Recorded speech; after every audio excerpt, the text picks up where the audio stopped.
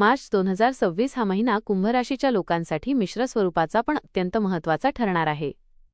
या महिन्यात तुमच्या राशीमध्ये अनेक ग्रहांची हालचाल होत असल्याने जीवनाच्या विविध क्षेत्रांत मोठे बदल पाहायला मिळतील. येथे मार्च 2026 साठी सविस्तर राशी भविष्य दिले आहे. 1. करिअर आणि व्यवसाय. करिअर आणि बिझनेस. प्रगती आणि संधी. नोकरीमध्ये नवीन संधी उपलब्ध होतील. तुमच्या बुद्धिमत्तेची आणि सादरीकरणाची छाप पडेल, ज्यामुळे वरिष्ठांची मर्जी संपादन करण्यात यश येईल. सतर्कता. कामाच्या ठिकाणी काही लोकांशी मतभेद किंवा वाद होण्याची शक्यता आहे. तुमच्या वाणीवर नियंत्रण ठेवा. व्यवसायात प्रगतीसाठी बारकाव्यांवर लक्ष देणे गरजेचे आहे.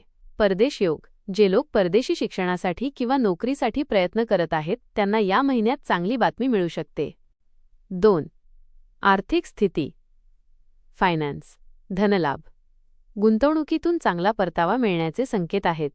महिनाअखेर आर्थिक स्थिती अधिक मजबूत होईल. खर्च. महिन्याच्या सुरुवातीला काही अनावश्यक खर्च वाढू शकतात. मात्र उत्पन्नाचे नवीन स्रोत निर्माण झाल्याने आर्थिक ओढाताण होणार नाही. 3. प्रेम आणि वैवाहिक जीवन. लव्ह आणि मॅरेज. प्रेम संबंध. प्रेमी युगुलांसाठी हा काळ उत्तम आहे. तुमच्या नात्यात स्पष्टता येईल आणि एकमेकांवरील विश्वास वाढेल. कौटुंबिक वैवाहिक आयुष्यात मात्र काहीसे तणावाचे वातावरण असू शकते. जोडीदारासोबत संवाद साधताना संयम ठेवा.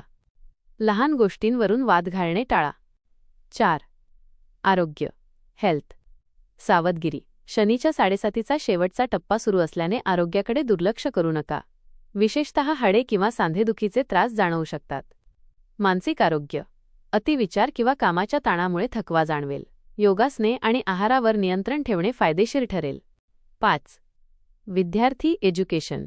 विद्यार्थ्यांसाठी हा महिना सातत्य आणि चिकाटीचा आहे. अभ्यासातील एकाग्रता वाढेल. नवीन प्रोजेक्ट्स किंवा संशोधनासाठी काळ पोषक आहे. महत्त्वाचे उपाय. रेमेडीज. हनुमान चालीसा. दर शनिवारी हनुमान चालीसा पठण केल्याने 7.5चा प्रभाव कमी होईल. शनिदेव. शनिवारी शनी मंदिरात जाऊन तिळाच्या तेलाचा दिवा लावावा. दान. गरजू व्यक्तींना किंवा मजुरांना अन्नदान केल्याने मानसिक शांतता लाभेल. टीप. या महिन्यात सूर्य आणि राहूची युती तुमच्याच राशीत होणार असल्याने महत्त्वाचे निर्णय घेताना घाई करू नका आणि अनुभवी व्यक्तींचा सल्ला नक्की घ्या.